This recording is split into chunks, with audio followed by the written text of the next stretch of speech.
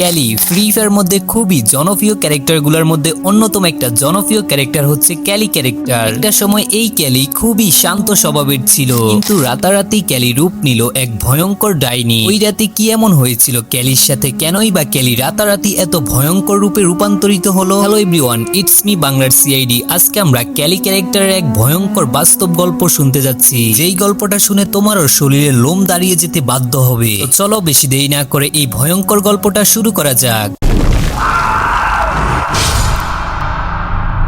একদিন হঠাৎ করে ক্যালি বারমুদা দেশের পরিত্যক্ত সেন্টোসা ট্র্যাকে দৌড়াচ্ছিল। হঠাৎ করে কেন জানি অদ্ভুত আকারে নীল কুয়াশায় পুরো জায়গাটা ঢেকে যায়। তখনই ক্যালি খেয়াল করলো তার ঠিক পাশেই হুবহুব তার মতো দেখতে একটা লাল চোখের ছায়া তার সাথে সাথে দৌড়াচ্ছিল। তখনই ক্যালি ভয় পেয়ে যায়, এমনকি ওই জায়গার মধ্যে পরিত্যক্ত একটা আন্ডারগ্রাউন্ড বাংকারে আশ্রয় নেয়। ওই বাংকারের মধ্যে ক্যালি খুঁজে পেল পুরনো কিছু ফ্রি ফায়ারের গোপন নথিপত্র। সঙ্গে সঙ্গে ওই নথিপত্র খোলার পর ক্যালি জানতে পারে সে কোনো সাধারণ ক্যারেক্টার নয়, তার উপরে ছোটবেলা থেকেই চালানো হয়েছিল এক গোপন এক্সপেরিমেন্ট যার নাম ছিল সুইফট।